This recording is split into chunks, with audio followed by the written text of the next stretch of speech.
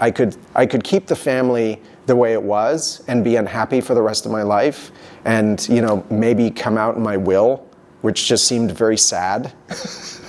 or right, or I could embrace who I am now and live with joy for the rest of my life that I have.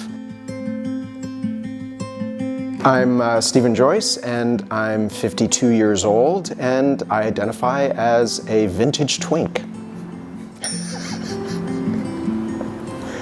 I came out late in life.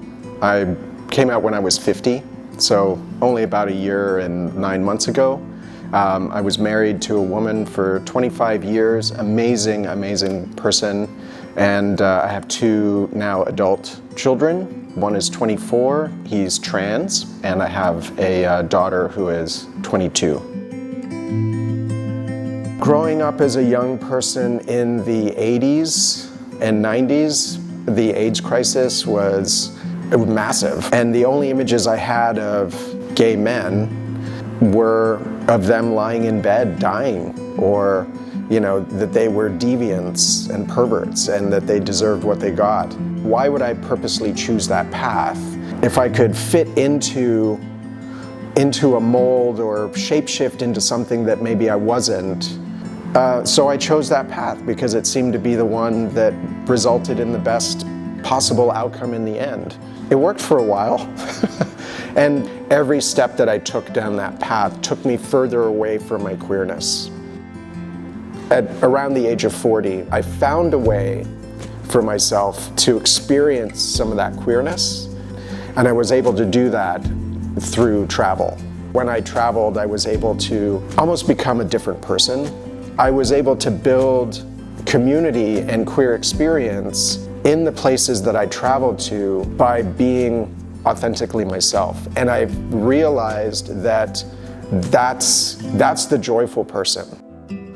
The final straw for me was really COVID. I had this travel part of my life where I could express my queerness, and then I had the other part of my life at home. I had created this beautifully balanced equation of queerness and straightness, and it worked. But COVID was this variable that came into that equation that completely blew it up, and that threw me into a depression. I turned inwards, and I thought, you know what, I'll do what Gen Xers do, and I'll put all those feelings inside, and I'll push them down and keep calm and carry on. And that didn't do anything other than just make things worse for me. Once I realized that I needed to get out of this, I broke down and just sobbed with my wife. And all of the feelings of inadequacy, all of that came to the surface. And I realized that I needed to reach out. I realized that I needed to turn to my community and ask them for help. And in that moment, the community saved me. And I realized in that moment that I couldn't keep going the way that I was going. I couldn't be those 2 people. I couldn't be those 2 personas.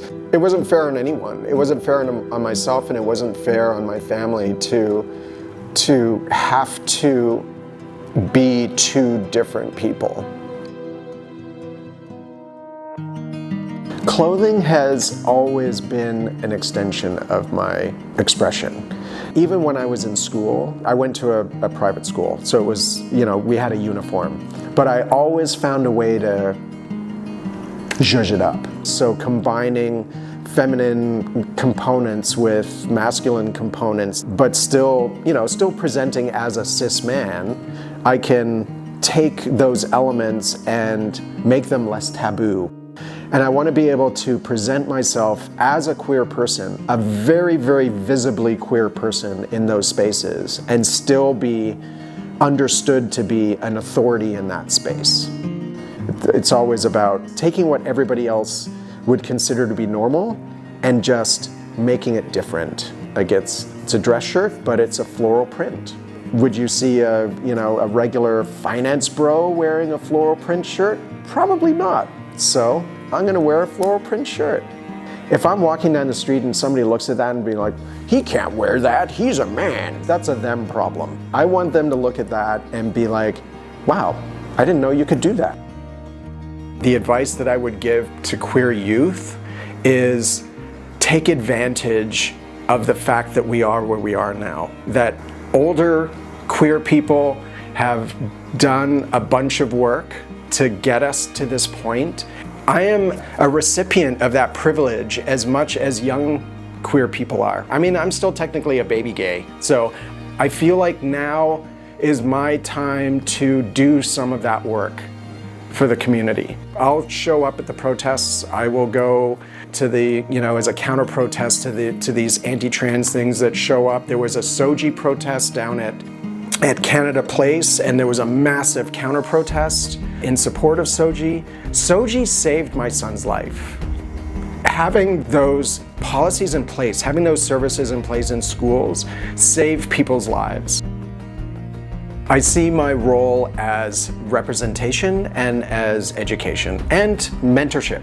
From an education standpoint, part of it is doing things like this, like just being a role model to others, telling people that it's okay to be queer, that queerness is it's a power.